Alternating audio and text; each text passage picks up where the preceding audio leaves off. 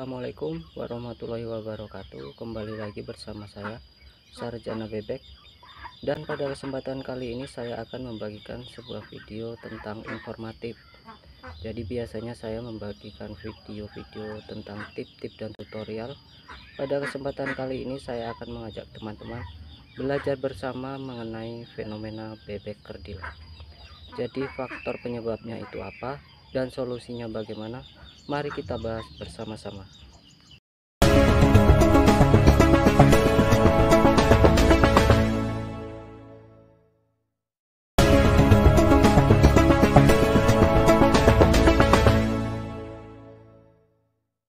Sebenarnya, tidak selalu bebek yang kita pelihara itu mengalami fenomena kerdil.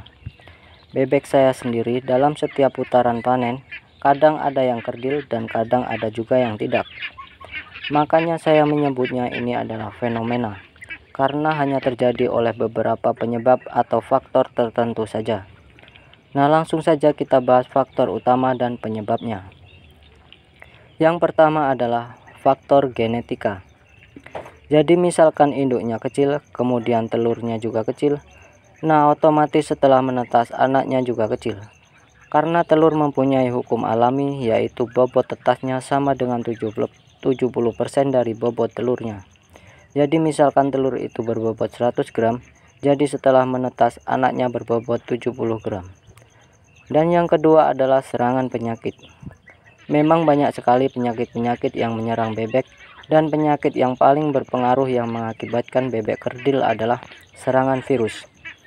Virus yang disebut sebagai dalang penyebab kekerdilan adalah virus Reo atau reovirus, di mana virus ini dapat mengakibatkan radang usus sehingga penyerapan nutrisi berkurang dan bebek tidak tumbuh dengan normal.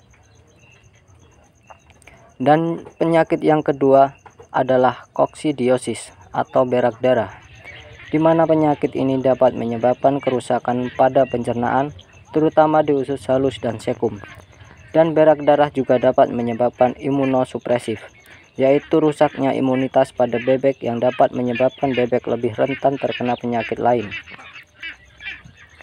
Dan yang ketiga adalah faktor penetasan. Beberapa faktor penetasan yang dapat menyebabkan terjadinya kekerdilan adalah kebersihan mesin tetas, usia telur tetas, stres akibat lamanya proses sebelum sampai ke konsumen, dan infeksi bakteri di mesin tetas. Jadi kebersihan mesin tetas harus kita jaga ya teman-teman. Dan tak heran juga, kadang setelah sampai ke kandang, DOD terlihat lemas dan bahkan ada juga yang mati. Maka dari itu kita harus memberikan perawatan khusus. Nah, itu tadi dari faktor penyebab, dan sekarang apa dampak jika bebek kita mengalami kekerdilan? Dampak utamanya adalah pembengkakan biaya.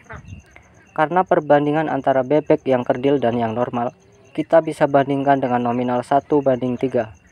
Jadi jika bebek yang normal dalam kurun waktu 4 hari bisa menghasilkan daging 1 on, berarti butuh waktu 12 hari untuk bebek yang kerdil agar bobotnya bisa bertambah 1 on. Jadi 3 kali lipatnya.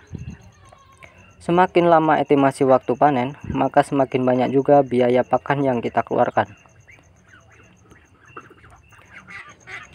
Nah, pembahasan yang terakhir yaitu tentang solusi atau penanganan. Solusi yang pertama, kita harus melakukan sortir. Kita bisa melakukan sortir di usia 7 sampai 20 hari. Kemudian memberikan prioritas dari segi pakan dan minum. Dan apabila dikarenakan serangan penyakit, teman-teman bisa memberikan antibiotik secara berkala, semisal 7 hari sekali. Untuk antibiotik sendiri, teman-teman bisa menggunakan yang alami seperti bawang putih atau kunyit. Nah, itulah tadi pembahasan tentang fenomena bebek kerdil ya teman-teman. Semoga informasi saya ini bermanfaat buat teman-teman semua. Dan di lain waktu, kita akan sharing dan belajar bersama lagi. Saya Sarjana Bebek, mohon undur diri. Mohon maaf apabila ada salah pengucapan kalimat. Assalamualaikum warahmatullahi wabarakatuh.